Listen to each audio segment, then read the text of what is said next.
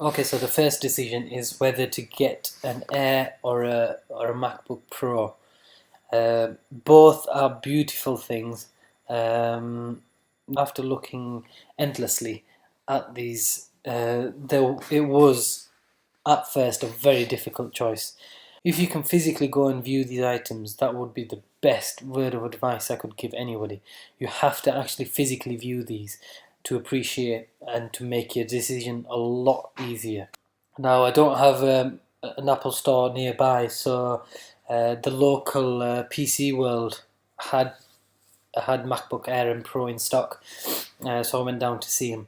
So the first decision was whether to get the Air or the Pro, and that actually was a very easy decision when once I went down to the to PC World and actually reviewed them both. Air is a beautiful thing. It is nicely crafted, and as you probably heard from many reviews, opening the lid is you can do it with one finger, and the balance on it is brilliant. So even if you open the lid, the base stays put, so it doesn't actually move. It is just a beautiful piece of kit. When you put the Pro alongside the Air, the Pro seems like a proper laptop, whereas the Air seems like a bit more of a gimmick and a toy. Even though I would have assumed that the aluminium rim around the screen, it actually makes it look more of a toy than a laptop. But once you put both of them side by side and you see the screen, the Pro just looks amazing.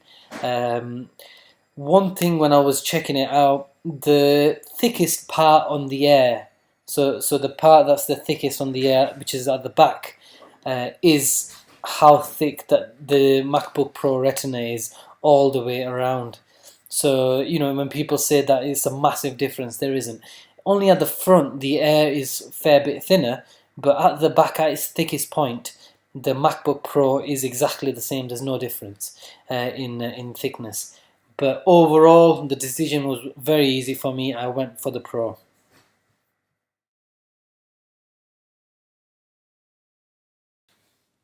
Okay, next option was the size, which one to go for, whether to go for the 13-inch or the 15-inch. Ideally, with my previous laptops, I've had the 14-inch, and for me, the 14-inch have been perfect. So I've had a Lenovo 14-inch IdeaPad, and it's the best compromise and the best size in my opinion. Again, it's whatever suits you, whatever you feel comfortable with carrying around. Now, when I had the 15 and the 13 side by side, um, hands down, the 13-inch is the best. Again, because you can have high resolution on both of the Retina displays, the 13-inch is comfortable to carry around and it just looks like a slick piece of kit. The 15, however, is slightly bigger, but it's not bad at all. But just from a sleek something to carry around, in my opinion, the 13 is the best from the two. So the next decision was whether you need dedicated graphics. Personally, in my opinion, I would be doing some very light gaming. I do have my gaming rig, but just in case if you're going abroad and you just want to sometimes log in and have a quick session of maybe Counter Strike or Call of Duty or something. It was a question: would the laptop be able to handle it? Would the MacBook be able to handle the gaming aspect? So with the 13-inch, which I said earlier, I prefer the size of the 13-inch. You get the Iris, whereas with the 15, you got the two options of the Iris Pro or the GT 750.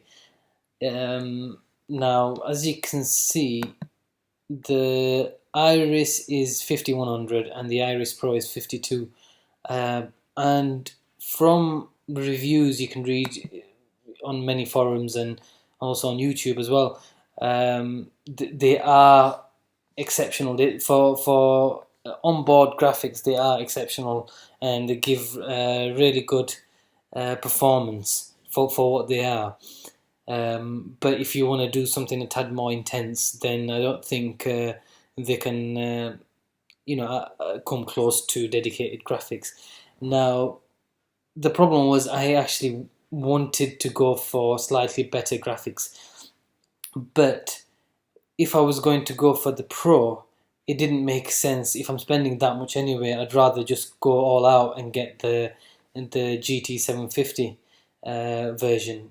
Again, you'll get more RAM and more disk space. So, the price, I know it's a fair jump, but the just having the a better processor, better RAM, and more storage with both Pro graphics and 750 is the option that I went for.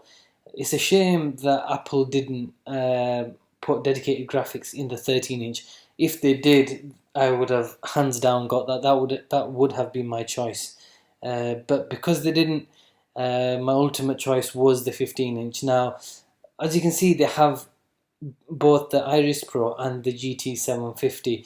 And all that is because when you're doing anything on the MacBook that's not graphics hungry, your MacBook will use the Iris Pro. Soon as you start doing anything tad more graphics intense, it will automatically switch to the GT 750.